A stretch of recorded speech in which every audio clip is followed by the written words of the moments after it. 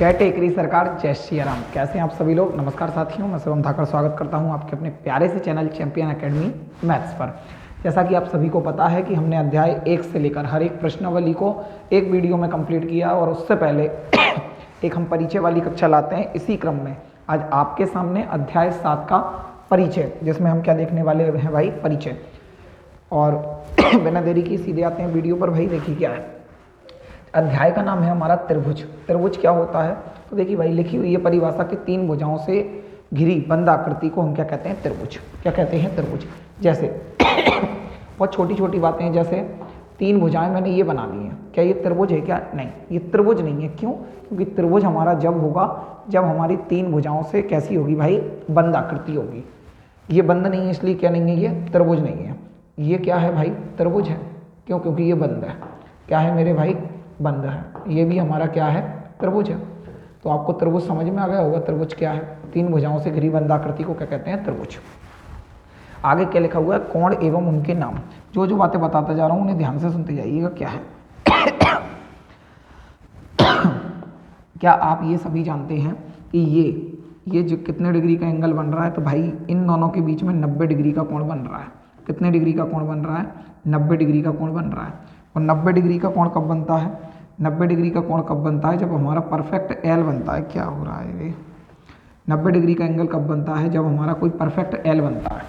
ठीक है भाई, अगर एल ऐसे बनेगा तो भी हमारा ये 90 डिग्री का कोण होगा। कितने डिग्री का कोण होगा मेरे भाई, 90 डिग्री का कोण होगा। आपसे जो बातें पूछ रहा हूँ उन्हें सुनते जाइएगा। देखिए, जैसे मैंने आपके सामने एक लाइन खींची, ठीक है, मैं एक और लाइन खींचना चाह रहा हूँ।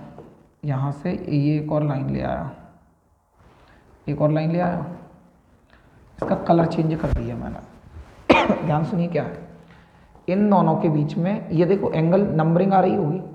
सर 4 डिग्री का एंगल बन रहा है, 5 का बन रहा है, 12, 15, 20, इस तरह से। जैसे ही मैं इसमें परफेक्ट एल बना दूंगा, जैसे ही मैं इसे कितना बना दूंगा मेरे भाई, परफेक्ट एल बना दूंगा, तो ये कितने डिग्री का एंगल दिखने लगा है आपको। कितने डिग्री का, क्या कर रहे हो यार, सुनो इधर, कितने डिग्री का एंगल बन रहा है मेरे भाई,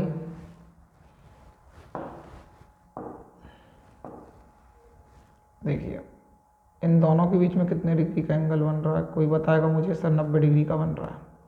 कितने डिग्री का बन रहा है भाई, 90 डिग्री का बन रहा है। देखिए 90 डिग्री है। भाई मैं आपसे कहना ये चाह रहा हूँ कि इन दोनों के बीच में अभी फिलहाल में कितने डिग्री का कोण बन रहा है, सर 90 डिग्री का बन रहा है। अगर मैं इसी लाइन को 90 से कम में रखूँ, भाई एक टाइम था इन दोनों के बीच में 0 डिग्री का कोण बन रहा है। कितने डिग्री का बन रहा है, 0 का। 0 डिग्री का कोण बनेगा। कितने डिग्री का बनेगा, 0 डिग्री का। तब हम इसे क्या कहेंगे, शून्य कोण कहेंगे। क्या कहेंगे मेरे भाई, शून्य कोण कहेंगे। क्या कहेंगे, शून्य कोण होगा ये। शून्य कोण समझ में आया। शून्य कोण क्या है, शून्य कोण क्या है, ये क्या है हमारा, शून्य कोण है। इसे 0 एंगल कहते हैं।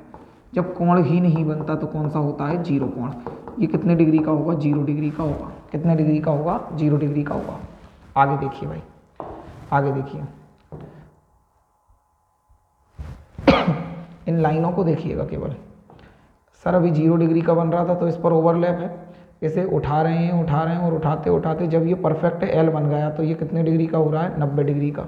जैसे ही परफेक्ट एल बनेगा कितने डिग्री का है, 90 डिग्री का। मैं ये कह रहा हूँ भाई, 0 से जब उठेगा, चाहे 9 हो, 10 हो, 12 हो, कुछ भी हो, बस 90 से कम होना चाहिए।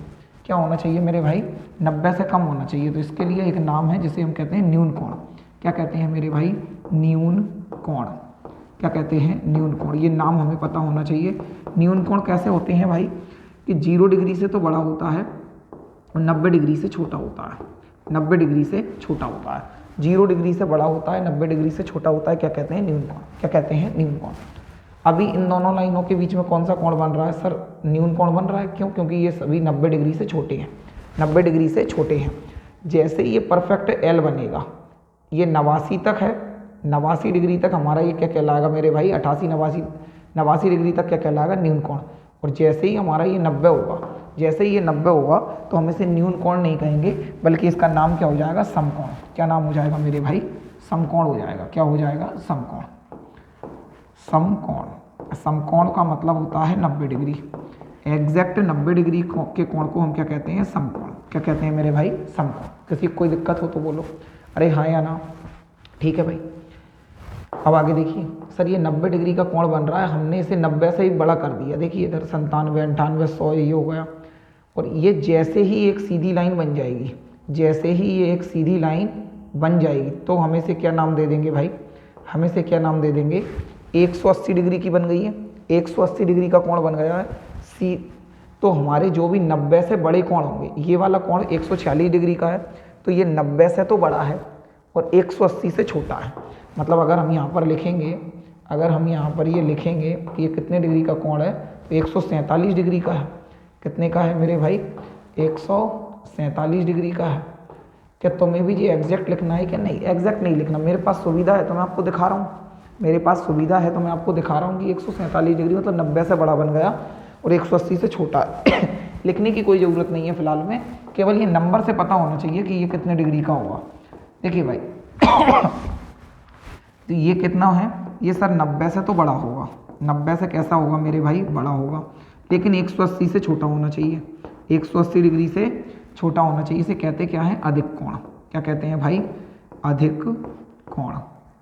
आप 90 को देखकर चलेंगे तो आसानी से याद रख पाएंगे कि 90 से छोटा है तो न्यून कोण है, 90 से बड़ा है तो अधिक कोण है। ध्यान ये रखना कि 90 से बड़ा हो लेकिन 180 से छोटा होना चाहिए, 180 से छोटा होना चाहिए।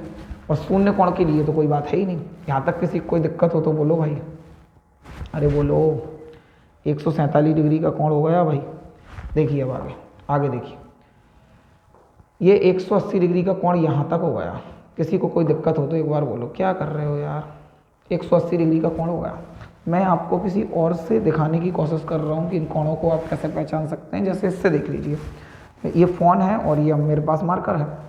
अभी इन दोनों के बीच में कितने डिग्री का कोण बन रहा है? सर 0 डिग्री का बन रहा है, शून्य कोण है। कितने डिग्री का है? शून्य कोण है। जैसे ही इसने इससे उठना स्टार्ट किया होगा, उठना स्टार्ट किया तो ये न्यून कोण में आ जाएगा, क्योंकि 90 डिग्री का तब बनेगा जब परफेक्ट एल बनेगा। और उससे पहले ये सभी कोण कितने डिग्री के कहलाएंगे? सर 90 से छोटे कहलाएंगे। तो जैसे ही ये उठाए तो अब कौन सा है मेरे भाई? बोलिए, घर पर बोलिए। अब तो न्यून कोण है। ये कौन सा कोण है? न्यून कोण। कौन सा कोण है? न्यून कोण। उठते उठते उठते उठते एक टाइम आएगा कि जो 90 डिग्री का कोण बन जाएगा। और जैसे ही 90 डिग्री का कोण बनेगा भाई, क्या कहोगे? समकोण। क्या कहोगे? समकोण। अच्छा, ये साइड इस मोबाइल से जितनी दूर जाएगा ये मार्कर, उतने ही तो बड़ा कोण बनेगा इन दोनों के बीच में। सर बिल्कुल ठीक कह रहे हो। तो 90 से ये कितना हुआ है? सर 90 से बड़ा हुआ है। कितना हुआ है पता नहीं, लेकिन 90 से बड़ा हुआ है। तो 90 से बड़े को क्या कहेंगे? अधिक कोण। क्या कहेंगे? अधिक कोण। लेकिन बड़ा होते होते भाई, ये अगर मोबाइल और ये एक सीधी लाइन में आ जाए, कोई भी दो भुजाएं एक सीधी लाइन में आ जाए, तो ये 180 डिग्री का कोण बन जाता है। 180 डिग्री का कोण बन जाता है। लेकिन इससे जब तक ऊपर था तो 180 से कम था, 180 से कम था। तो 90 से बड़ा था, 180 से कम था, तो इसे नाम क्या दिया? अधिक कोण। क्या नाम दिया? सॉरी, क्या नाम दिया? अधिक कोण। किसी कोई दिक्कत हो तो बोलो, अरे बोलो हाँ या ना। 180 डिग्री। लेकिन भाई 90 से बड़ा 180 डिग्री से छोटा होगा तो क्या कहा है? अधिक कोण। अब ये 180 का ही बन गया, एग्जैक्ट 180 का बन गया, तो इनके लिए नाम क्या होता है भाई? ऋजु कोण। क्या कहते हैं मेरे भाई? ऋजु कोण। ऋजु कोण किसे कहते हैं? जब 180 डिग्री के कोण का ही दूसरा नाम होता है ऋजु कोण। क्या होता है मेरे भाई? ऋजु कोण। एग्जैक्ट 180 डिग्री को क्या कहते हैं? ऋजु कोण। किसी को कोई दिक्कत हो तो बोलो, अरे बोलो हाँ या ना। सर खत्म हो गए क्या? नहीं, खत्म नहीं हुए मेरे भाई। कोण तो और भी बताना है मुझे आपको, कोण तो और भी कई सारे बताना है मुझे आपको।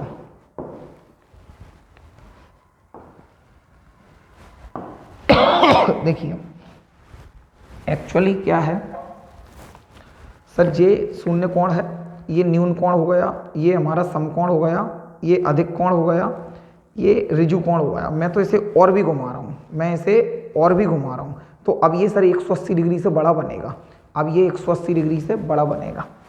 और 180 डिग्री से जैसे ही बड़ा बनेगा, 180 डिग्री से मेरे भाई जैसे ही बड़ा बनेगा, हम उसे क्या नाम देंगे? सुनो इधर, 180 डिग्री से बड़ा कैसे बन रहा है? जो बात समझ में आ रही है नहीं आ रही? पहले नंबर तो ये बताओ, 180 डिग्री से मतलब बड़ा कैसे बन रहा है, ये समझ में आ रहा है या नहीं आ रहा है? बोलो हाँ या ना। अरे बोलो हाँ या ना। देखिए 180 डिग्री से भाई कैसे बनेगा, आप कुछ यूँ समझ लीजिए, जैसे ये लाइन है, ये दोनों इतनी लाइनें हैं, तो ये 90 से छोटा बन रहा है। मैंने इस लाइन को पकड़ के ऐसे खींच दिया, तो तो ये एग्जैक्ट 90 डिग्री का बन गया। इसे और खींच दिया तो ये 90 से बड़ा बन गया। इसे इतना खींच दिया कि ये लाइन सीधी हो गई तो ये 180 डिग्री का बन गया। कितने का बन गया? 180 डिग्री का। ये न्यून कोण है, ये समकोण है, ये अधिक कोण है और ये ऋजु कोण है। ये कौन सा कोण है मेरे भाई? ऋजु कोण है। कौन सा कोण है मेरे भाई? ऋजु कोण है। लेकिन इसे पकड़ के और खींच दिया, इसे पकड़ के और खींच दिया तो ये लाइन कैसी दिखने लगी सर? ऐसी दिखने लगी। और ये कोण का बन रहा है बाहर, कोण का बन रहा है बाहर। इसका नाम क्या हो जाएगा? इस बाहर वाला मतलब ये इसकी वैल्यू कितनी होगी? 180 से बड़ी होगी, 180 से बड़ी होगी। लेकिन मेरे भाई 360 से छोटी होगी, 360 से छोटी होगी। नाम क्या है? नाम है प्रतिवर्ती कोण। नाम क्या है मेरे भाई? प्रतिवर्ती कोण। प्रतिवर्ती कोण। किसी को दिक्कत हो तो बोलो, किसी को दिक्कत हो तो बोलो। ये न्यून कोण है, इसे उठाकर और खींचा, इसे उठाकर और खींचा और सीधा कर दिया तो ये 90 डिग्री का बन गया। इसे अपन ने क्या नाम दिया मेरे भाई? समकोण। इसे और खींचा तो ये कौन सा बन गया? अधिक कोण। इतना खींच दिया कि एक सीधी लाइन बन गई तो कौन सा बन गया? ऋजु कोण। और खींच दिया तो ये इस तरह से हो गया और ये हमारा कौन सा हो गया? कौन सा हो गया मेरे भाई? प्रतिवर्ती कोण। कौन सा हो गया? प्रतिवर्ती कोण। अब एक बात बताना, इस लाइन को खींचकर वापस उसी से मिला दिया। जैसे ये शून्य कोण है, इसे घुमाया, न्यून कोण है सर, ये समकोण बन गया। ये और किया, अधिक कोण बन गया सर, ये ऋजु कोण बन गया। और घुमाया तो ये प्रतिवर्ती कोण मिल गया। और घुमा करके मैंने वापस मिला दिया, घुमा करके वापस मिला दिया। मतलब कि लाइन इस तरह से थी और अलग कलर से करूँगा तो साफ दिखेगी। और ये घुमाते घुमाते ये वापस से इसी लाइन पर वापस से इसी लाइन को मिला दी। मतलब इसे पकड़ कर और ऐसे मिला दिया, मिला दिया तो अब कितने डिग्री का बन गया? 360 डिग्री का बन गया। कितने डिग्री का बन गया मेरे भाई? 360 डिग्री। इसे क्या कहेंगे? पूर्ण कोण। क्या कहेंगे? पूर्ण कोण। ये 360 डिग्री को कहते हैं, 360 डिग्री को क्या कहते हैं? पूर्ण कोण कहते हैं। किसी कोई दिक्कत हो तो बोलो, कोई भी दिक्कत हो तो बोलो भाई। इन कोणों के बारे में मैंने आपको रेखाएं और कोण जो हमारा अध्याय 6 है उसमें भी इनके बारे में बताया, क्योंकि इसमें भी काफ़ी यूज़ होने वाला है तो मैंने सभी कोणों के बारे में आपके लिए बता दिया। फिलहाल में हमारे लिए कौन कौन से उपयोगी हैं? देखिए चैप्टर जो अपने अध्याय 6 पढ़ा है उसमें तो सभी उपयोगी हैं, काम तो सारे ही करेंगे, नाम तो पता सभी का होना चाहिए। फिलहाल में हमारे यूज में ये आने वाले हैं, फिलहाल में ये हमारे यूज में आने वाले हैं। ये जो 3 मैंने आपके सामने बताए हैं वो। आगे बढ़ जाएँ, आगे बढ़ जाएँ, बोलो हाँ या ना। तीनों कोणों पर नाम पता होना चाहिए बस भाई। आगे देखिए क्या अब आगे है त्रिभुजों के प्रकार। त्रिभुजों के प्रकार हमने 2 तरह से देखेंगे। पहला तो हमने देखना है कि भुजाओं के आधार पर त्रिभुज कितने प्रकार के हैं, और फिर हम देखेंगे कि कोण के आधार पर त्रिभुज कितने प्रकार के हैं। पहले आपसे एक बात पूछ रहा हूँ, कोई भी त्रिभुज है, कोई भी त्रिभुज है, इसके पास है क्या क्या? सर इसके पास 2 चीज़ें हैं, एक तो साइड और एक मतलब एक तो भुजा है और एक कोण है। भुजा क्या है? अगर इसे मैं नाम दे दूँ, अगर मैं इसे नाम दे दूँ A, B और C, तो एक तो भुजा इसकी AB है। क्या है मेरे भाई? AB है। एक भुजा इसकी BC है। क्या है? BC है। और एक भुजा इसकी CA है। CA बोलो या AC बोलो, एक ही बात है, ठीक है भाई। 3 भुजाएं। सर कोण भी 3 है, एक तो कोण A पर बन रहा है, एक कोण B पर बन रहा है और एक कोण C पर बन रहा है। सर इसके पास 6 चीज़ें हैं, 3 भुजाएं हैं और 3 कोण हैं। 3 भुजाएं हैं, 3 कोण हैं। एक बार जब हम त्रिभुजों का प्रकार देखेंगे उस समय हम कोणों को नहीं देखेंगे, उस समय हम कोणों को नहीं देखेंगे। क्यों नहीं देखेंगे? क्योंकि हमने त्रिभुजों के प्रकार किस आधार पर देख रहे हैं? भुजाओं के आधार पर। किस आधार पर देख रहे हैं मेरे भाई? भुजाओं के आधार पर देख रहे हैं। अच्छा, भुजाओं के आधार पर एक बार सोच कर देखिए क्या क्या हो सकता है। सर ऐसा हो सकता है कि उसकी तीनों भुजाएं बराबर हों। ऐसा पॉसिबल है या नहीं है कि तीनों भुजाएं बराबर हों? सर बिल्कुल है, तीनों भुजाएं बराबर हैं, ऐसा बिल्कुल संभव है। ऐसे त्रिभुज को क्या कहते हैं हम? समबाहु त्रिभुज। क्या कहते हैं मेरे भाई? समबाहु त्रिभुज। सम का मतलब होता है बराबर, समान, और बाहु का मतलब होता है भुजाएं। अरे बोलते हैं बाहुबली, बाहुबली सुना होगा, भुजाएं, भुजाओं की ताकत, वही क्या है? बाहुबल है। तो क्या बोल रहे हैं? समबाहु, समबाहु त्रिभुज, समबाहु त्रिभुज। सम मतलब बराबर, बाहु मतलब भुजाएं। ऐसा त्रिभुज जिसकी भुजाएं समान है, भुजाएं समान है, वो क्या है? समबाहु त्रिभुज है। क्या है मेरे भाई? समबाहु त्रिभुज। समबाहु त्रिभुज में क्या है? ये वाली भुजा इसके बराबर है और ये इसके बराबर है, मतलब तीनों आपस में बराबर होती हैं। एक 10 सेंटीमीटर है तो ये भी 10 है, ये भी 10 है, ये भी 10 है। ये क्या है? समबाहु त्रिभुज। किसी को कोई दिक्कत हो तो बोलो। अब इसमें मैं क्या लिखा हूँ, ऐसा त्रिभुज जिसकी सभी भुजाएं समान होती हैं समबाहु त्रिभुज कहलाता है। क्या है जरूरत, हमें समझ में आ रहा है। अगला देखिए क्या है, हम तो भाई ना रट नहीं रहे हैं, हम समझ रहे हैं कैसा कैसा संभव है, कैसा कैसा पॉसिबल हो पा रहा है। एक हमने देखा सर ऐसा पॉसिबल हो रहा है कि सभी भुजाएं बराबर हों। क्या ऐसा पॉसिबल है जिसकी दो भुजाएं बराबर हों? सर बिल्कुल पॉसिबल लग रहा है। ये वाली भुजा इसके बराबर है लेकिन ये बराबर नहीं है, ये बराबर नहीं है। कितनी भुजाएं बराबर हैं सर? दो भुजाएं बराबर हैं। कितनी भुजाएं बराबर हैं मेरे भाई? दो भुजाएं। इसे क्या बोलेंगे? सम। सम का मतलब है बराबर, दो का मतलब होगा द्वि, दो का मतलब द्वि, और बाहु भुजाओं को बोलेंगे बाहु, मतलब सम द्विबाहु त्रिभुज बोलेंगे जिसकी दो भुजाएं बराबर हैं। नाम से ही पता चल रहा है कि द्विबाहु, नाम से ही पता चल रहा है मेरे भाई द्विबाहु। तो सम द्विबाहु त्रिभुज किसे कहेंगे? जिसकी दो भुजाएं बराबर हैं, जिसकी दो भुजाएं बराबर हैं। दिखेगा कैसा? दिखेगा तो ये ऐसे ही, ऐसा दिखेगा मेरे भाई, मतलब इसकी कोई भी दो भुजाएं बराबर होंगी वो क्या कहलाएगा? समद्विबाहु कहलाएगा। ठीक है भाई। अच्छा और क्या हो सकता है सर? ये हो सकता है कि तीनों बराबर हों, समबाहु है, दो बराबर हों, समद्विबाहु है। सर एक भी बराबर ना हो, ऐसा हो सकता है। जैसे ये है हमारे सामने, इसमें एक भी बराबर नहीं लग रहा है मुझे एक भी बराबर इसमें नहीं लग रही है। ये कौन सा होगा मेरे भाई? ये कौन सा होगा? विषमबाहु त्रिभुज होगा। कौन सा होगा मेरे भाई? विषमबाहु त्रिभुज होगा। विषमबाहु त्रिभुज, विषमबाहु त्रिभुज। किसी को कोई दिक्कत हो तो बोलो, अरे बोलो बोलो, कोई दिक्कत है क्या? कोई दिक्कत है क्या? तीनों भुजाएं बराबर हैं सर, समबाहु है।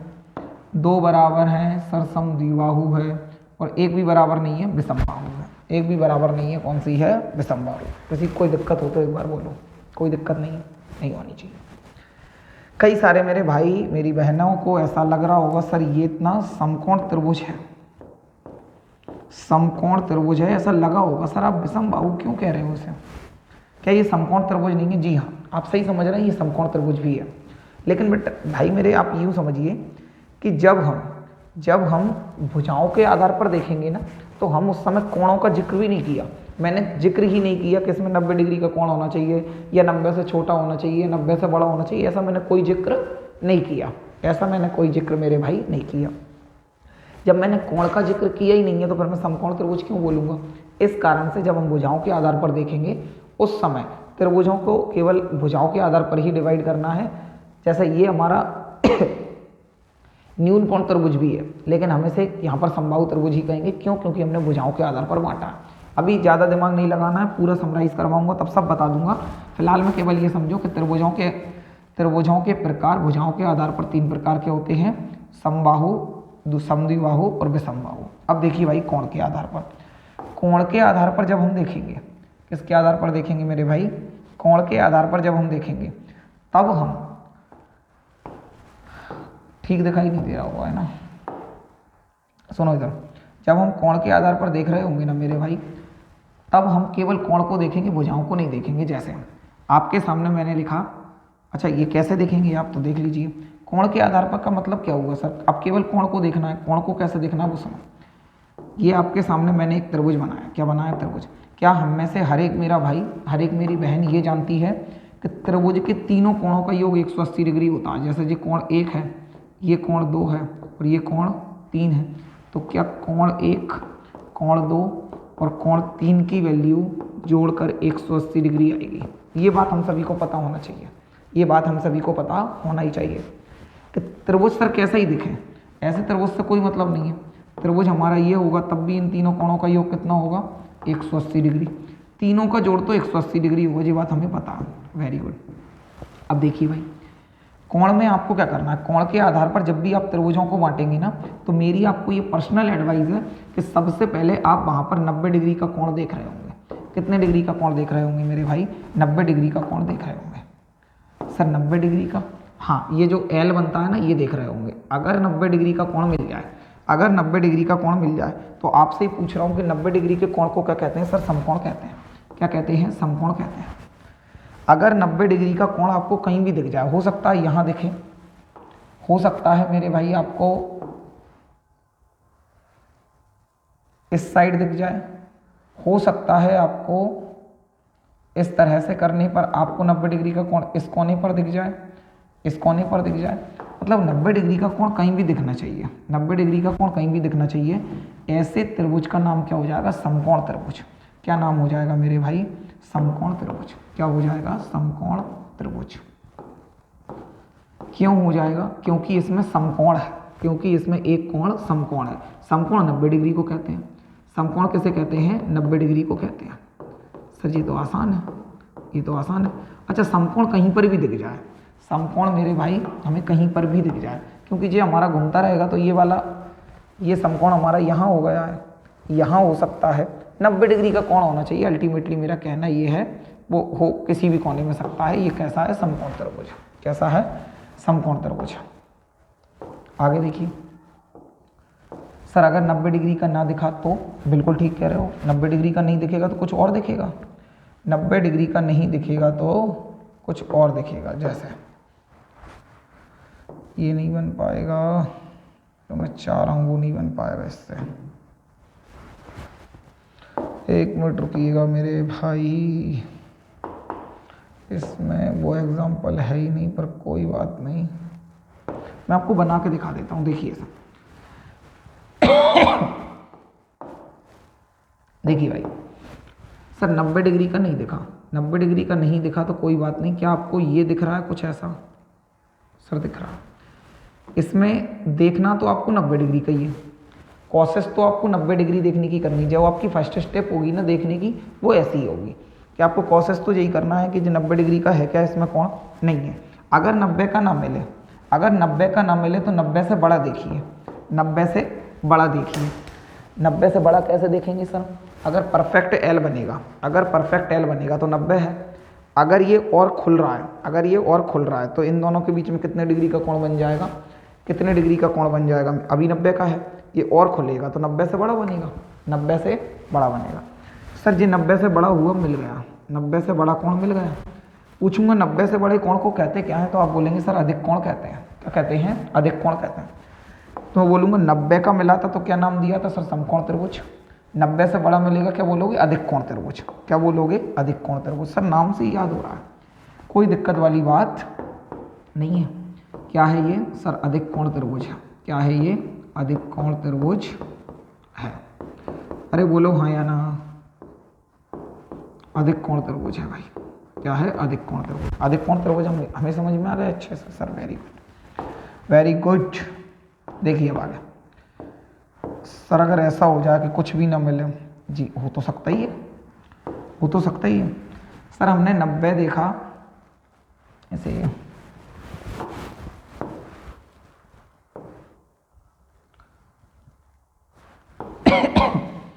सर हो तो ये भी सकता है कि एक भी 90 भी ना मिले, 90 से बड़ा भी ना मिले, बिल्कुल हो सकता है। हमने ये देखा, हमारी अच्छा स्टेप क्या होगी चेक करने की? स्टेप तो वही होगी भाई, स्टेप तो वही होगी कि 90 देख रहा हूँ मैं, इसमें 90 नहीं दिख रहा सर, 90 से बड़ा देख रहा हूँ तो भी नहीं दिख रहा। जब 90 भी नहीं दिख रहा, 90 से बड़ा भी नहीं दिख रहा, इसका मतलब क्या है? ये 90 से सारे के सारे छोटे हैं, 90 से सारे के सारे छोटे हैं। सर जब छोटे हैं, छोटे को क्या कहा था सर? न्यून कोण कहा था। क्या कहा था? न्यून कोण। तो सर 90 डिग्री वाले को समकोण त्रिभुज कहा, 90 से बड़े वाले को अधिक कोण त्रिभुज कहा, तो इसे न्यून कोण त्रिभुज कह दो। इसमें क्या दिक्कत है? इसमें क्या दिक्कत है? इसे न्यून कोण त्रिभुज कह दो। क्या कह दो? न्यून कोण त्रिभुज कह दो। बिल्कुल ठीक फरमा रहे हो आप। इसे हम क्या कहेंगे? न्यून कोण त्रिभुज। क्या कहेंगे? न्यून कोण त्रिभुज। सर आप एक बात बताओ, इतना घुमाकर क्यों बोल रहे हो? हमें तो जो कोण दिखेगा उसी का नाम बता देंगे, हमें तो जो कोण दिखेगा उसी का नाम बता देंगे। इसमें इतना सोचने की क्या बात है कि सर सबसे पहले समकोण ही देखें, समकोण ना देखें तब अधिक कोण देखें, फिर न्यून कोण देखें? मुन्ना देखने की ज़रूरत है, देखने की ज़रूरत है। क्यों? आपने ये देखा और मानकर चलो आप 90 डिग्री का नहीं ढूंढ रहे हो और आप छोटा ढूंढने लगे, तो भाई छोटा तो इसमें भी होगा, छोटे तो इसमें भी होंगे ना, लेकिन ये हमारा न्यून कोण त्रिभुज थोड़ी ना होगा। इसमें एक बड़ा है लेकिन बाकी दो तो छोटे हैं, इसलिए छोटे को नहीं देखना, इसलिए छोटे को नहीं देखना है। आ गई क्या बात समझ में? आ गई ये बात समझ में? क्योंकि छोटे तो इनमें भी हैं, छोटे इनमें भी हैं, इसलिए हम 90 का देखेंगे। एक 90 का देखेगा तो हम क्या बोलेंगे? समकोण त्रिभुज है। एक 90 से बड़ा दिख गया तो क्या बोलेंगे? अधिक कोण त्रिभुज है। और जब न बड़ा दिख रहा है ना 90 का दिख रहा है तो वो कौन सा है, निम्न कोण त्रिभुज। सर आप एक बात पर बार बार जोर दे रहे हो कि एक 90 का दिख गया, एक 90 का दिख गया, और अगर 2 90 के दिख गए तो क्या समकोण त्रिभुज नहीं हुआ? भाई 2 90 के कभी दिख नहीं सकते, 2 90 के कभी दिख नहीं सकते। क्यों नहीं दिख सकते? क्योंकि अभी अभी मैंने आपको बताया है त्रिभुज के तीनों कोणों का योग 180 डिग्री होता है। वो एरेस कर दिया शायद। त्रिभुज के तीनों कोणों का योग 180 डिग्री होता है। जब 180 होगा और आप बोल रहे हो सर 2 का 90 है, और जब 2 90 हो गए तो दोनों जुड़कर ही 180 हो जाएगा, 2 कोण ही 180 हो जाएंगे, तो तीसरे के हिस्से में क्या बचेगा? कुछ नहीं। और ऐसा कभी हो ही नहीं सकता है कि 0 डिग्री मतलब कुछ ना बचे, क्योंकि तीनों का योग 180 आ गया। इसका मतलब कभी भी किसी भी त्रिभुज में 2 कोण 90 डिग्री के संभव है ही नहीं, और ना ही 90 से बड़े हैं। क्यों? क्योंकि जब 2 ही 90 के नहीं हो पा रहे हैं तो 90 से बड़ा कैसे संभव होगा? तो आई थिंक आप तक मेरी ये बात पहुंच गई होगी। हमने त्रिभुजों के प्रकार भुजाओं के आधार पर भी देखे और कोण के आधार पर भी देखे। मैं पानी पी लेता हूँ भाई, जब तक आप एक बार इन पर नज़र मार लीजिए। मैंने जो बताया है उस पर थोड़ा सा विचार कर लीजिए।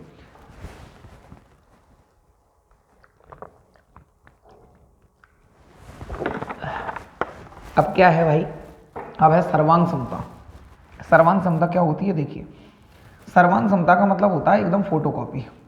क्या है मेरे भाई? फोटोकॉपी। जैसे मैंने इसकी क्या कर दी? जो फोटोकॉपी कर दी। क्या कर दी? फोटोकॉपी कर दी। समझ रहे हो? क्या है यार, नहीं फ्रेम करना था मुझे, सॉरी। देखिए जैसे ये क्या है मेरे भाई? ये एक दूसरे की फोटोकॉपी है। क्या है? एक दूसरे की फोटोकॉपी है। देखिए जैसे ये है, इसे रहने देखिए, फोटोकॉपी का मतलब ये है कि ये वाला फिगर इस वाले फिगर से पूरी तरीके हूबहू दिखता है, दिखता भी हूबहू है और इसका साइज भी हूबहू है। मैं अगर इस त्रिभुज को इस पर रखूं, मैं इस त्रिभुज को इस पर रखूं तो ये पूरी तरह से इसे ढक लेगा। बोलो हाँ या ना? सर बिल्कुल ढक लेगा, पूरी तरह से ढक लेगा। क्यों ढक पाया ये? क्या मैंने व्हाइट वाला रख दिया तो ऑरेंज वाला दिख रहा है? सर बिल्कुल बारीक सी लाइन दिख रही है। ये दिखाई है जानबूझकर, ये दिखाई है जानबूझकर, जिससे आपको एहसास तो हो कि नीचे कुछ है। लेकिन अगर हम इसे पूरी तरह से रख दें, पूरी तरह से रख दें तो ये दिखेगा नहीं, दिखेगा नहीं। बोलो हाँ या ना? नहीं दिख रहा। लेकिन जबकि ये कितने हैं? 2 हैं। और इसे इस पर रखेंगे तो ये भी इसे पूरी तरह से ढक लेगा, इसे इस पर रखेंगे तो ये भी इसे पूरी तरह से ढक लेगा। इसका मतलब क्या है? इसका मतलब क्या है मेरे भाई? कि ये एक दूसरे की पूरी तरह से हूबहू क्या है? फोटोकॉपी है। क्या है? फोटोकॉपी है। इसी को हम सर्वांग समता कहते हैं। सर्वांग समता का मतलब होता है फोटोकॉपी। सर्कल, अच्छा सर्वांग समता त्रिभुज में ही थोड़ी ना, वृत्त में भी हो जाएगी। जैसे ये है, इसी की फोटोकॉपी ये है, तो ये एक दूसरे के क्या है? सर्वांग सम है। अब कोई भी इमेज ले लो, ये इमेज है, इसकी फोटोकॉपी ये है, और इसे इस पर ढकने पर ये ढक जाता है, ये क्या है? सर्वांग सम है। क्या है? सर्वांग सम है। स्टार है, ये है, इसकी फोटोकॉपी मैंने ये ले ली, ये एक दूसरे के क्या है? सर्वांग सम है। ढक लेंगे उसे पूरी तरह से। क्या है? सर्वांग सम। सर्वांग समता का मतलब तो हमें समझ में आ गया क्या है। मतलब डायग्राम देख लीजिए आप, तो हूबहू दिखने वाला होना चाहिए, हूबहू दिखने वाला होना चाहिए मेरे भाई। ये दोनों आपस में कैसे हैं? सर्वांग सम। ये त्रिभुज है, इसी की फोटोकॉपी ये वाला त्रिभुज है, ये एक दूसरे के क्या है? सर्वांग सम है। अरे बोल दो हाँ या ना?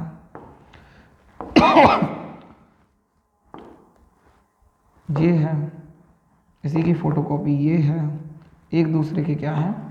सर्वांग सम। बोलो हाँ या ना? अरे हाँ या ना? आगे देखिए क्या है। लेकिन इस चैप्टर में जो हम बात करने वाली हैं वो ना तो हम वृत्त पर करेंगे, न चतुर्भुज पर करेंगे, न किसी अन्य डायग्राम पर करेंगे। हम इस पूरे चैप्टर में त्रिभुज की सर्वांग समता के बारे में पढ़ने वाले हैं। किसकी सर्वांग समता के बारे में पढ़ने वाले हैं? त्रिभुज की सर्वांग समता के बारे में पढ़ने वाले हैं। सर बहुत अच्छी बात है। त्रिभुज की सर्वांग समता के लिए कुछ कसौटी होती हैं, इन्होंने ये कहा। कसौटी का मतलब क्या है? तो कुछ शर्तें होती हैं, तभी हम उन त्रिभुजों को आपस में एक दूसरे का सर्वांग सम मानेंगे। भाई हमेशा त्रिभुज ऐसा ही थोड़ी ना आएगा कि स्मार्ट बोर्ड पर हमारे लिए ये मौका मिल जाए कि ये कोई डायग्राम है और हम इसे उठाकर इस पर रख के देख लें। हमेशा ये मौका थोड़ी ना मिलेगा कि रख कर देख लें, और रख कर देखने पर अगर पूरी तरह से छुप रहा है तो उसका सर्वांग सम है, नहीं तो सर्वांग सम नहीं है। लेकिन ये हमारे फिगर तो कॉपी में रहेंगे, कॉपी में रहेंगे, वहाँ पर इसे उठा के रखने का मौका नहीं मिलेगा। तो भाई वहाँ पर हम कैसे पहचानेंगे कि ये सर्वांग सम है या नहीं है? आगे देखिए, इसके लिए भाई 5 नियम है। कितने नियम है मेरे भाई? 5 नियम है। मैं आपके सामने एक ट्रिक लिख रहा हूँ। देखिए ये क्या लिखा है मैंने? आशा, आशा की सास। सर ये क्या पढ़ा रहे हो? अरे देखते जाओ भाई। आशा की सास की आस, आशा की जो सास हैं उनकी आस है, एक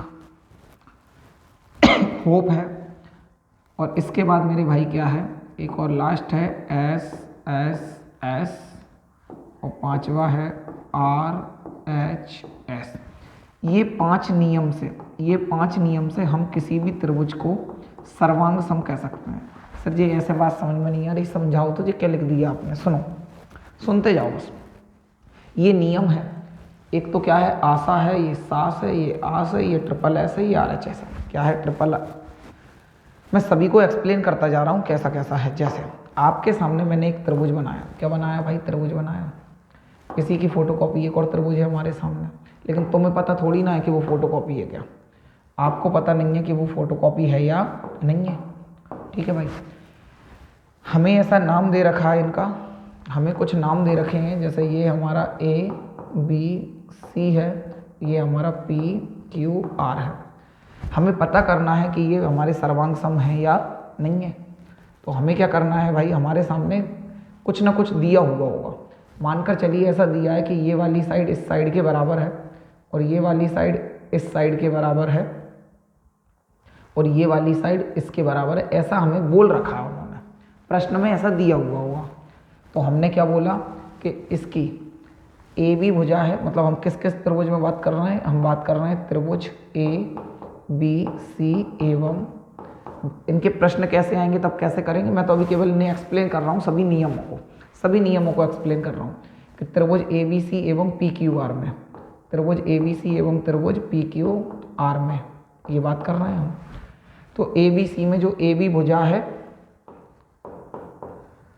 वो पी क्यू आर में पी क्यू भुजा के बराबर है, क्योंकि एक कट इस पर है, एक कट इस पर है, तो ए बी बराबर है पी क्यू। बोलो हाँ है ना? अच्छा, इनका रीजन बताना पड़ेगा कि ये क्यों बराबर है, क्योंकि ये हमें प्रश्न में दे रखा है। ऐसा ही लिखेंगे कि दिया है। ऐसा होगा कि बी सी किसके बराबर है? क्यू आर के बराबर है। बी सी किसके बराबर है? क्यू आर के बराबर है। इधर ए सी किसके बराबर है? पी आर के। ए सी किसके बराबर है? पी आर के। बोलो हाँ है ना? ठीक है। ये क्या थी? भुजा है। ये क्या है? भुजा है। और ये क्या है? भुजा है। ये भुजा ही है, ये भी भुजा है, ये भी भुजा। भाई मैंने आपको बताया शुरुआत में कि त्रिभुज के पास 6 चीज़ें होती हैं। 3 तो भुजा और 3 ही कोण। 1 2 3, 3 तो भुजा हैं और 3 ही कोण है। एक पी पर कोण बनेगा, एक क्यू पर बनेगा, एक आर पर बनेगा। 3 भुजा हैं, 3 कोण है। टोटल चीज़ें कितनी हैं? 6। कितनी चीज़ें हैं मेरे भाई? 6। इन 6 में से आपको कोई भी 3 पता करना है। आपको कोई भी 3 पता करना है और हमारा त्रिभुज सर्वांग सम हम सिद्ध कर देंगे। क्या कर देंगे? सिद्ध। हालांकि बताऊंगा आपको कि किन्हीं भी 3 से सिलेक्ट नहीं होगा कि कोई भी 3 निकाल दें आप। वो इन नियमों का पालन करना चाहिए, नियमों का पालन करना चाहिए। आगे देखते जाओ आप क्या है, बता दूंगा बाकी बातें, अभी परेशान नहीं होगा। सर ये क्या है? भुजा है। भुजा को इंग्लिश में साइड कहते हैं, तो आपको भी एस लिखना पड़ेगा। क्या लिखना पड़ेगा मेरे भाई? एस लिखना पड़ेगा। भुजा को इंग्लिश में साइड कहते हैं, तो आपको हिंदी मीडियम में भी हमें एस ही लिखना पड़ेगा, क्योंकि एस तो एस है भाई, उसमें क्या है। तो सर ये भुजा थी, एस हो गया। ये भी भुजा है, ये भी तो भुजा ही है भाई, बी सी कोई कोण थोड़ी ना, ये भी भुजा है, तो एस फिर लिख दिया। ए सी क्या है? सर ए सी भी एक भुजा है। ए सी भी क्या है? एक भुजा है। तो ए सी बराबर है पी आर के। तो तीसरी भी क्या है? भुजा है। तो ये कौन सा नियम बन गया? S S S. क्या नियम बन गया? S S S. हम क्या लिख सकते हैं? अब हम लिख सकते हैं कि त्रिभुज ए बी सी ये सर्वांग सम है। भाई ये बराबर के निशान के ऊपर जो इसकी मूंछ बना देता हूँ ना मैं, बराबर के निशान के ऊपर जो इसकी मूंछ बना देता हूँ ना, ये हमारा चिन्ह होता है सर्वांग सम का। किसका चिन्ह होता है? सर्वांग सम का। तो ये सर्वांग सम है त्रिभुज पी क्यू आर के। त्रिभुज ए बी सी सर्वांग सम है त्रिभुज पी क्यू आर के। इसका मतलब है कि ये त्रिभुज इसका फोटोकॉपी है, ये त्रिभुज इसका फोटोकॉपी है। किस नियम से है? तो तीनों भुजाएं थी, तो तीनों बार हमने क्या लिख दिया? एस एस एस, नियम द्वारा, नियम द्वारा। बोलो हाँ या ना? ये एक इसका नियम है, एक कसौटी है क्या है मेरे भाई, कसौटी है। तो मैंने आपको अभी कौन सा एक्सप्लेन कर दिया है मेरे भाई, मैंने आपको इनमें से कौन सा एक्सप्लेन कर दिया है, मैंने एक्सप्लेन कर दिया है चौथे नंबर वाला। कौन से नंबर वाला कर दिया है, चौथे नंबर वाला एक्सप्लेन कर दिया है। किसी कोई दिक्कत हो तो बोलो, अरे बोलो हाँ या ना, सर आ गया समझ, बहुत बढ़िया। अब आगे समझो, त्रिभुज यही है, त्रिभुज यही है। अब हमारे सामने, ठीक है छोड़ो, त्रिभुज वही है हमारे सामने ABC और PQR, लेकिन अब हमें कुछ और डाटा दिया हुआ होगा। जैसे ये त्रिभुज है और ये त्रिभुज है,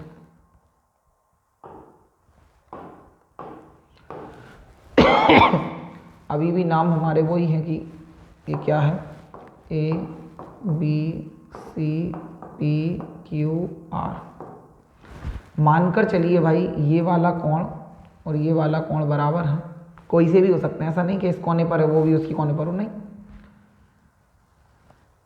ये वाला कोण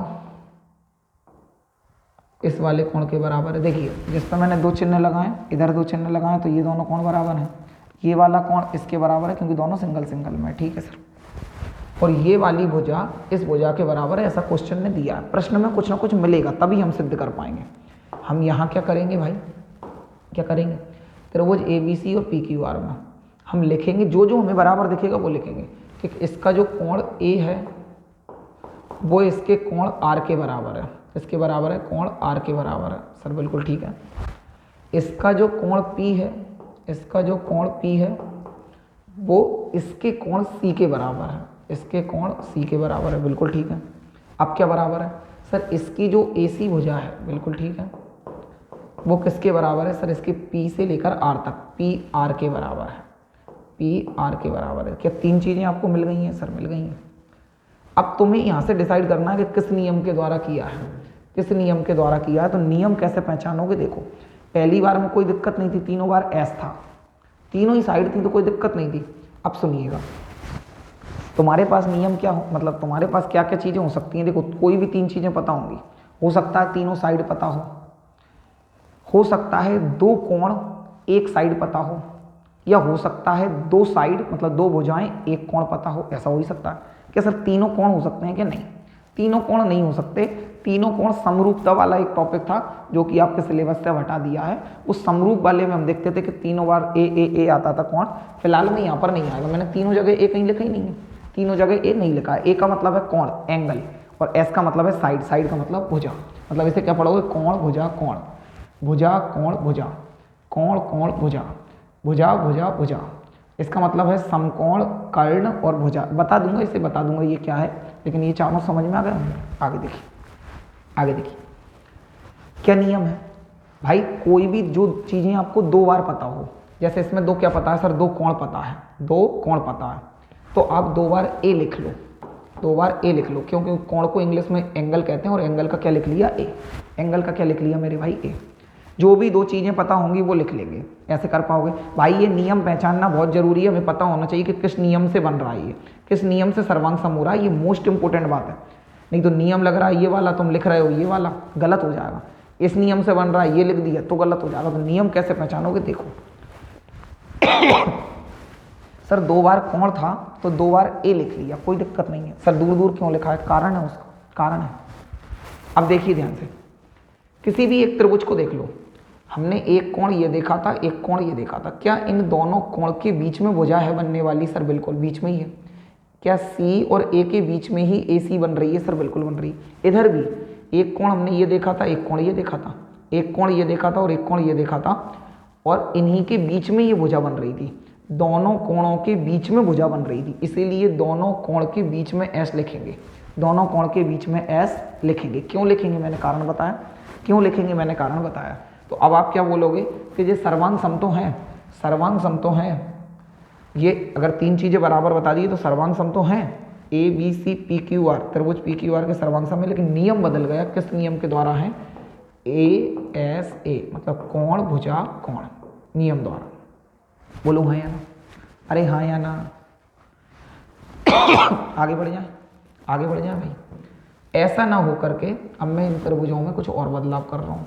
मैंने आपको ये वाला भी समझा दिया, फर्स्ट वाला, फर्स्ट वाला समझा दिया मैंने आपको कि कोण ये कब होगा। और देख लीजिए,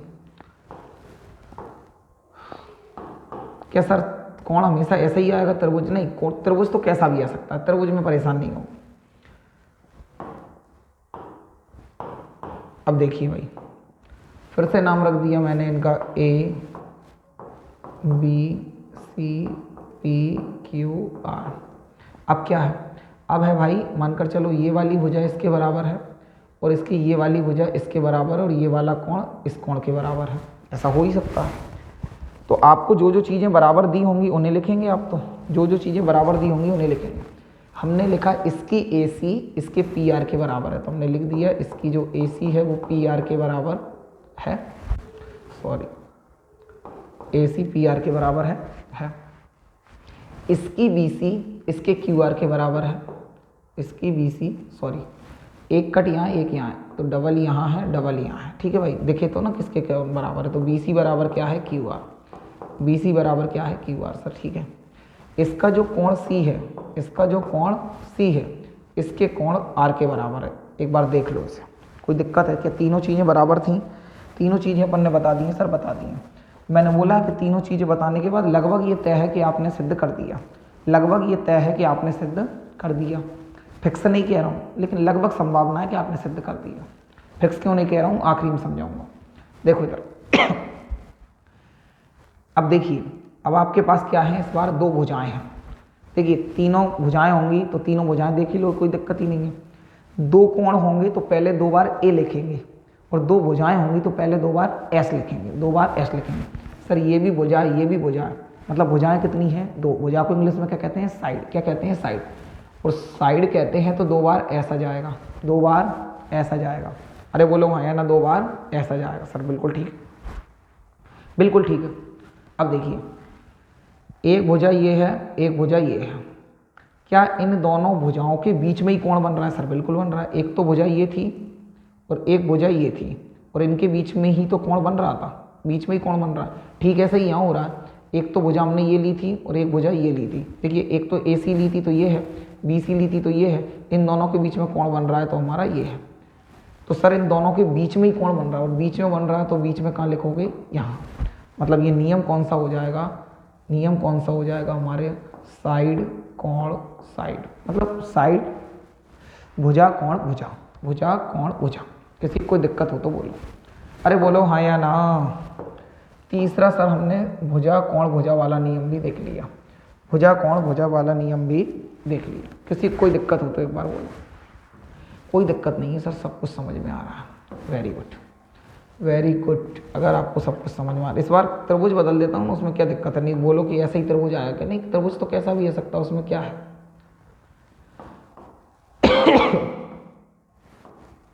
इसे ऐसा कर लिया, दिखने में तो कैसा भी दिख सकता है, उसमें क्या है।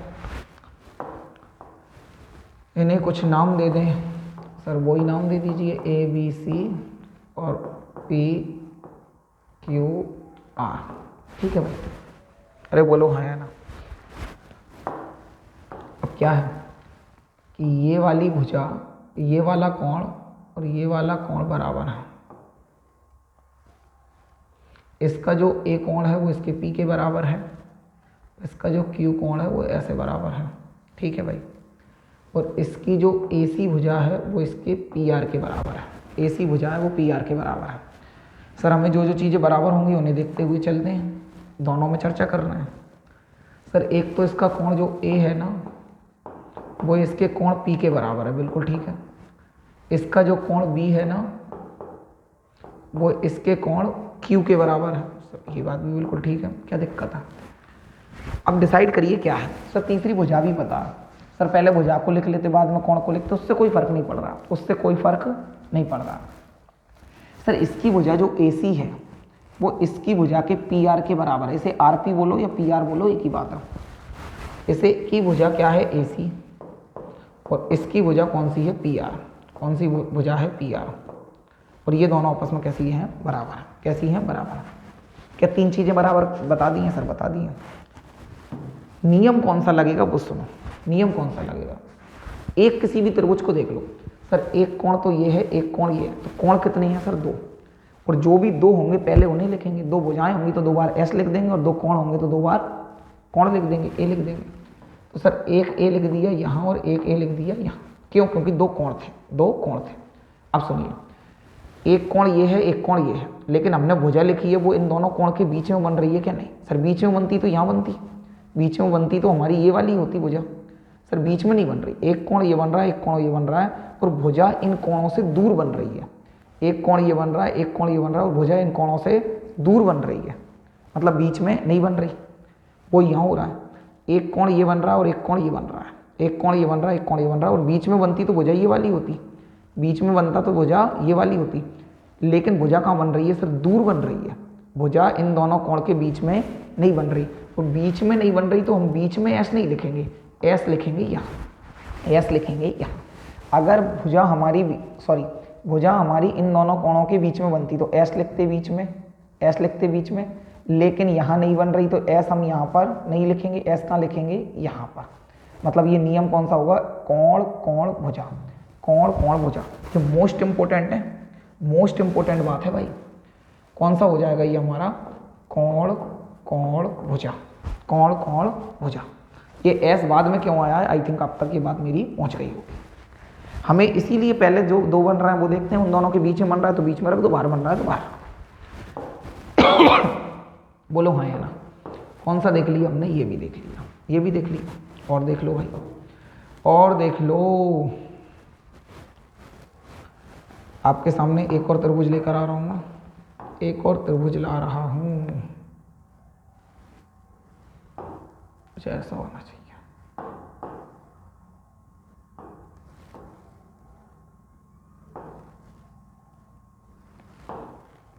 देखो इधर, इसका नाम है ए बी सी और इसका नाम है P Q R. Sir A B C और पी क्यू आर से इतना प्रेम क्यों है? अरे कुछ नहीं है मेरे भाई, प्रेम कुछ नहीं है, बस लिख लेते हैं। देखिए आगे देखिए, जैसे हमें कुछ और दे रखा और दे रखा, क्या क्या दे रखा है? देखिए सर ये वाली भुजा इस भुजा के बराबर है, ठीक है, ये वाली भुजा इस भुजा के बराबर, ये भी ठीक है, ये भी ठीक है, और ये वाला कोण इस कोण के बराबर है, ऐसा दे रखा है। बहुत बढ़िया, बहुत बढ़िया काम है। आगे देखिए क्या है, हमने देखा कि इसकी जो ए बी भुजा है वो इसके पी क्यू के बराबर है, बहुत बढ़िया काम है। इसकी जो ए सी भुजा है वो इसके पी आर के बराबर है, पी आर के बराबर है, 2 भुजाओं के बराबर है, ठीक है। इसका जो कोण सी है वो इसके कोण आर के बराबर है। सर 3 भुजाएं पता कर ली हैं, मतलब सॉरी 3 चीज़ों को प्रूव कर दिया इक्वल। वीडियो तो चल रही है ना भाई, वीडियो तो चल रही है मेरे ख्याल से। वेरी गुड, सुनिए आगे, ये वेरी गुड आपके लिए नहीं, ये मोबाइल के लिए था। देखिए भाई सुनिएगा, आगे देखिए क्या है कि क्या बोल रहा था मैं आपसे, सुनो आगे, कि ये ए बी भुजा इसके बराबर है, बता दिया, ये भुजा इसके बराबर है, ये कोण इसके बराबर है। और सर हमने 3 चीज़ें बराबर प्रूफ कर दी हैं, 3 चीज़ें बराबर प्रूफ कर दी हैं, तो सर ये बात तय है कि ये सर्वांग सम हो गया होगा। तो मैं आपसे बोलूँगा भाई एक बार नियम तो देख लो, कौन सा नियम लग रहा है? सर देख लेंगे इसमें कौन सी बात है, नियम देख लेंगे इसमें कौन सी बात है, हमें दिखाई देता है नियम। मैं बोलूँगा भाई 2 भुजाएँ हैं या 2 कोण हैं? सर 2 तो भुजाएँ हैं, क्योंकि ये भी वाला, ये वाली स्टेप भी भुजा की है, ये वाली स्टेप भी भुजा की है, और 2 बार भुजा है तो सर 2 बार एस लिख देंगे, 2 बार एस लिख देंगे। मैंने बोला बहुत बढ़िया। इधर देखो, एक भुजा ये है, एक भुजा ये है, क्या इन दोनों के बीच में कोण बन रहा है? बीच में बनता तो सर कोण यहाँ बनता, लेकिन यहाँ पे नहीं बन रहा है, यहाँ पे नहीं बन रहा है। ठीक ऐसे ही एक भुजा ये है, एक ये है, इन दोनों के बीच में कोण बनता तो यहाँ बनता, लेकिन कोण यहाँ भी नहीं बन रहा है, कोण तो यहाँ बन रहा है। बीच में बनता तो कोण कहाँ लिखते? यहाँ, लेकिन यहाँ तो नहीं बन रहा, यहाँ तो नहीं बन रहा, तो कोण कहाँ बनेगा? यहाँ। कोण कहाँ बनेगा? कोण कहाँ बनेगा मेरे भाई? यहाँ बनेगा, यहाँ बनेगा, मतलब बीच में नहीं बनेगा, कौन बनेगा? यहाँ।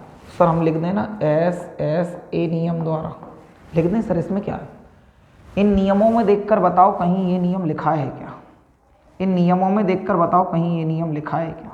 सर नहीं लिखा, सर नहीं लिखा, नहीं लिखा तो ये भी सर्वांग सम नहीं है। ये भी सर्वांग सम नहीं है। मतलब हमेशा ये केवल 3 चीज़ों को बराबर देखने पर डिसाइड नहीं होगा कि सर्वांग सम है। इन नियमों को पूरा करना चाहिए, इन नियमों को पूरा करना चाहिए। अब आपने खेला देख लिया, आपने खेला देखा कि केवल ए के इधर आ जाने की वजह से जो पूरा सर्वांग सम सिद्ध नहीं हो पाया।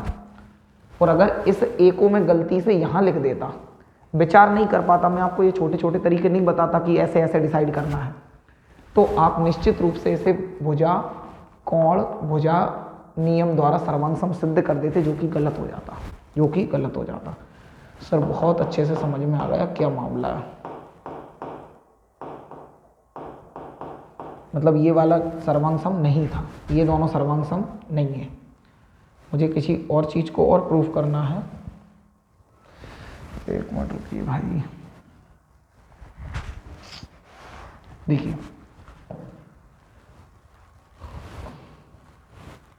आगे देखिए क्या है, लेकिन मुझे 5वें को तो समझाना है ना। अभी मैंने बता दिया आप गलती कहाँ कर सकते हैं। अब देखिए क्या है, एक भुजा ये, एक कोण ये है और एक त्रिभुज ये है। आगे मामला देखिए क्या है भाई, देखिए दोनों हैं, ए है, बी है, सी है, पी है, क्यू है और ये आर है, आर है। ये कोण समकोण है, ये भी कोण समकोण है, ऐसा बता रखा है हमें। ये वाली भुजा इस भुजा के बराबर है, ये भी हमें बता रखा है, ये भी हमें बता रखा। और ये वाली भुजा इस भुजा के बराबर है, हम देख लेते हैं। बहुत बढ़िया। हमने बोला कि AC किसके बराबर है, PR के, तो हमने लिख दिया कि AC किसके बराबर है, PR के। कोई दिक्कत है क्या सर? कोई दिक्कत नहीं, कोई भी दिक्कत नहीं है। इसकी भुजा है BC, इसकी भुजा है QR, इसकी भुजा है BC और इसकी भुजा है QR। बोलो हाँ या ना सर? है। ठीक है। आगे सर ये वाला कोण जो इसका B है, इसके कोण B के बराबर है। भाई जब हम प्रश्न हल करेंगे ना, तो यहाँ पर कारण लिखा करेंगे कि ये क्यों बराबर है, दिया है या फिर कुछ और कारण है। हर एक चीज़ का कारण लिखेंगे जब हम प्रश्न हल करेंगे। तब ये क्यों बराबर है यहाँ पर लिखेंगे, प्रत्येक कोण 90 डिग्री का है, तो ये कारण लिखा करेंगे उस समय। अभी तो मैं केवल एक्सप्लेन कर रहा हूँ, अभी केवल एक्सप्लेन कर रहा हूँ। ये कोण B हमारे किसके बराबर है, कोण Q के। क्या बोल रहा था मैं, सही तो है। कोण B किसके बराबर है, कोण Q के बराबर है। सर नियम और देख लें, बराबर तो कर दिया, ठीक है, बहुत बढ़िया। सर ये एक भुजा है, ये एक भुजा है और ये भी एक भुजा है, तो सर 2 बार S लिख दें, 2 बार S लिख दें। मैं बोलूँगा बहुत बढ़िया। क्या इन दोनों भुजाओं के बीच में कोण बन रहा है? सर बीच में तो नहीं बन रहा, अलग बन रहा है। दोनों भुजाओं के बीच में कोण बनता तो यहाँ बनता, लेकिन ये अलग बन रहा है, तो सर A यहाँ लिखेंगे। और अभी अभी हमने देखा कि SSA नियम द्वारा, SSA नियम यहाँ कहीं भी नहीं लिखा है, तो ये हमारा सर्वांग सम नहीं है, सर्वांग सम नहीं है। लेकिन मैं कह रहा हूँ कि ये सर्वांग सम है। सर ये क्या बात हो गई? आपकी इज्जत, आपकी पट, आपका हेड, आपका टेल। हम तो पढ़ाई नहीं कर रहे, हम तो जा रहे हैं घर पे, हम तो पढ़ाई ही नहीं कर रहे हैं, हम तो घर पर जा रहे हैं। नहीं मेरे भाई, नाराज नहीं हो, गुस्सा नहीं हुआ करो। तो सर आप बातें ऐसी क्यों कर रहे हो? पहले आपने बोल दिया कि ये सर्वांग सम का नियम नहीं है, पहले हमें लगा कि ये सर्वांग सम है, फिर आपने इधर नज़र दौड़वाई, आपने बोल दिया कि ये सर्वांग सम का नियम नहीं है। हमें अच्छा लगा कि हम सीख गए, हमें अच्छा लगा कि हम सीख गए। फिर हमने दूसरा प्रश्न किया और उसमें भी SSA आया। हमने बोला बड़े कॉन्फिडेंट होकर कि सर ये सर्वांग सम नहीं है, क्योंकि इनके नियम में से नहीं है। और आप बोल रहे हैं सर है, हम पढ़ाई नहीं कर रहे। मेरे भाई गुस्सा नहीं होते, गुस्सा नहीं होते। हुआ क्या है वो देखिए। एक्चुअली में ना, अगर त्रिभुज हमारा समकोण त्रिभुज हो, ये बात एक अलग स्पेशल केस है, ध्यान सुनिए।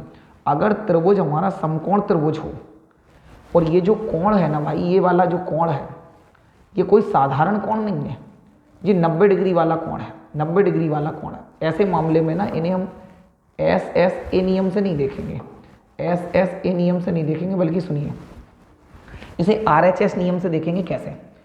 ये कोण है, ये कोण 90 डिग्री वाला है क्या? जो भी कोण आपने बराबर प्रूफ किया है 90 डिग्री वाला है क्या? हाँ सर 90 डिग्री वाला है, क्योंकि ये भी 90 है, ये भी 90 है। और सर अगर दोनों 90 के हैं तो 90 को इंग्लिश में हम राइट एंगल कहते हैं। उस राइट एंगल का R लिखेंगे। आपको भी R ही लिखना है भाई, हिंदी और इंग्लिश मीडियम इसमें कुछ नहीं, R ही लिखना है। बहुत बढ़िया, बहुत बढ़िया। फिर देखना है कि और क्या है, और सर ये जो भुजा है उनमें से कोई कर्ण है क्या? कर्ण कौन सी होती है? 90 डिग्री के सामने वाली। ये समकोण त्रिभुज होता है ना भाई, इसमें नीचे वाला आधार है, ये लंब है, ये कर्ण है, 90 डिग्री के सामने वाली कर्ण है। तो ये भुजा क्या है? कर्ण, और इसकी भुजा कर्ण है। क्या आपने जो भुजाएं बराबर प्रूफ की हैं उनमें से कोई कर्ण है क्या? हाँ सर, ये AC वाली कर्ण है और इधर PR वाली कर्ण है, मतलब ये भी कर्ण है, ये भी कर्ण है, 90 डिग्री के सामने वाली कर्ण है। कर्ण को इंग्लिश में कहते हैं हाइपोटेन्यूस। क्या कहते हैं? हाइपोटेन्यूस। तो हमने कर्ण भी लिए तो हाइपोटेन्यूस का क्या आएगा? H आएगा। क्या आएगा? H आएगा। और सर तीसरा क्या आएगा? तीसरी कोई सी भी भुजा हो, ये वाली भुजा होगी तब भी चलेगा, ये होगी तब भी चलेगा। तो सर ये क्या है? भुजा है। क्या है? ये भुजा है। और भुजा क्या है? भुजा को इंग्लिश में साइड कहते हैं, तो हमने क्या ले लिया? S। इसे बेस नहीं कहेंगे ना, परपेंडिकुलर कहेंगे। तो ये नियम कौन सा लग रहा है? RHS। कौन सा नियम लग रहा है? RHS। RHS का मतलब है 90 डिग्री का कोण। RHS का मतलब है कि एक ऐसा त्रिभुज, पहली बात तो ये RHS कब अप्लाई होगी? जब समकोण त्रिभुज होगा। समकोण त्रिभुज क्या होता है ये बता रखा है मैंने आपको। समकोण त्रिभुज क्या होता है बता रखा है, जिसमें एक कोण 90 डिग्री का होगा। बिना 90 डिग्री के कोण हुए समकोण त्रिभुज हो ही नहीं सकता। इसमें जो आधार होता है, जो लंब होता है, जो कर्ण होता है, जो कर्ण होता है, कर्ण को इंग्लिश में हाइपोटेन्यूस कहते हैं। उसी का H लिखा है अपन ने। क्या लिखा है मेरे भाई? H लिखा है। अब मेरे ख्याल से कोई दिक्कत आ नहीं रही होगी। तो ये कौन से नियम से हुआ है? RHS नियम से हुआ है। RHS नियम से हुआ है। ये हमें SSA होता हुआ प्रतीत, मतलब ये होता हुआ नजर आएगा, प्रतीत होगा, लेकिन ध्यान लगाना है कि SSA नाम का तो कोई नियम ही नहीं है। तो ये समकोण त्रिभुज में अगर वही चीज अप्लाई हो रही होगी तो वो सर्वांग सम होगा, जबकि SSA नियम से नहीं बल्कि RHS नियम से, जिसमें एक कोण 90 का होगा, एक कर्ण होगा और एक कोई अन्य भुजा होगी। क्या होगी? कोई भुजा होगी। तो आई थिंक आपको सर्वांग समता तो समझ में आ गई होगी। सर्वांग समता की मैंने तीनों चीजें आपको बता दी हैं। एक बात और सुनो, सभी को सर्वांग सम अगर आपने प्रूफ कर दिया, सच सच बताना, मैंने आपको सर्वांग सम का मतलब यही बताया है कि अगर कोई दो भुजाएं सर्वांग सम है, सॉरी दो आकृतियां सर्वांग सम है, कोई दो आकृतियां सर्वांग सम हैं, तो वो एक दूसरे पर रखने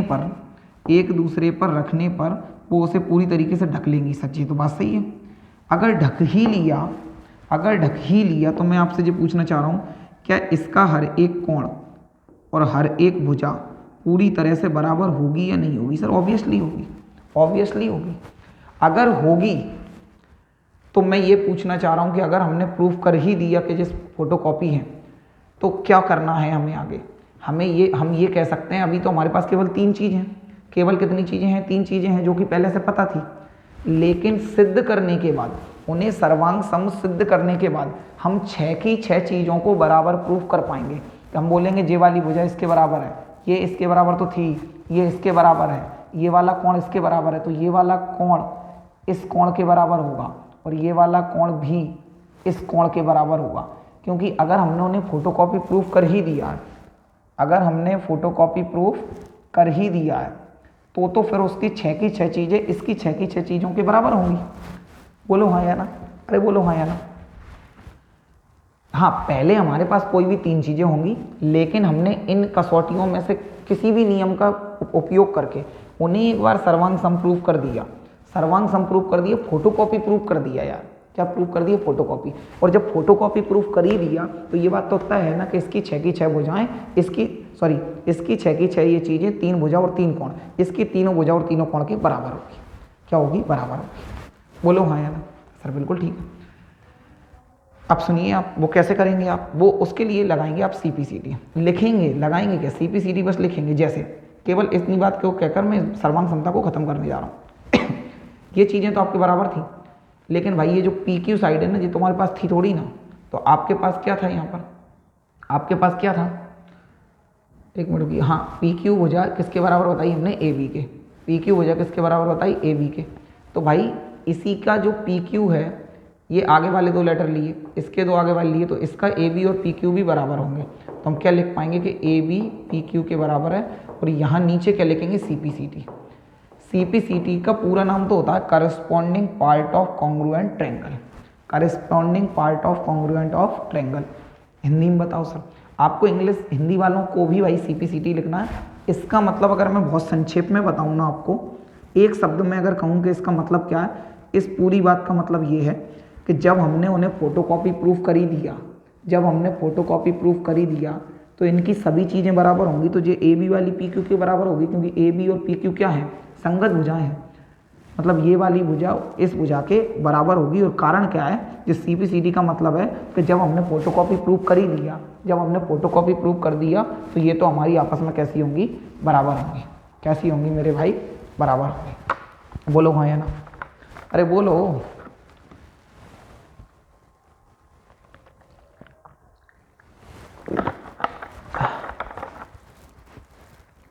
कैमरा हिल गया था, कोई बात नहीं, माफ़ कीजिएगा। आई थिंक आपको यहाँ तक बात समझ में आ गई होगी, कोई दिक्कत वाली बात है ही नहीं भाई, कोई दिक्कत वाली बात ना है मुन्ना, ना है।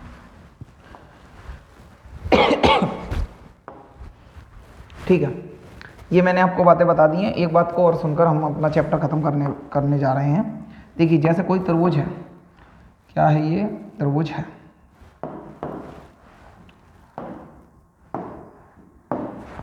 देखिए, ये दोनों त्रिभुज हैं और मानकर चलिए ये सर्वांगसम है। कैसे हैं ये, सर्वांगसम है। याद रखिएगा हमेशा के लिए, हमेशा के लिए, कि अगर ये फोटोकॉपी है तब की बात बता रहा हूँ, ये वाला कोण और ये वाला कोण बराबर है, ये वाला कोण और ये वाला कोण बराबर है, तो इसके सामने की जो भुजा है ना, इसके सामने की भुजा ये है, तो ये दोनों भी बराबर होंगी। ये बात फिक्स है। ये बात कैसी है मेरे भाई, फिक्स है,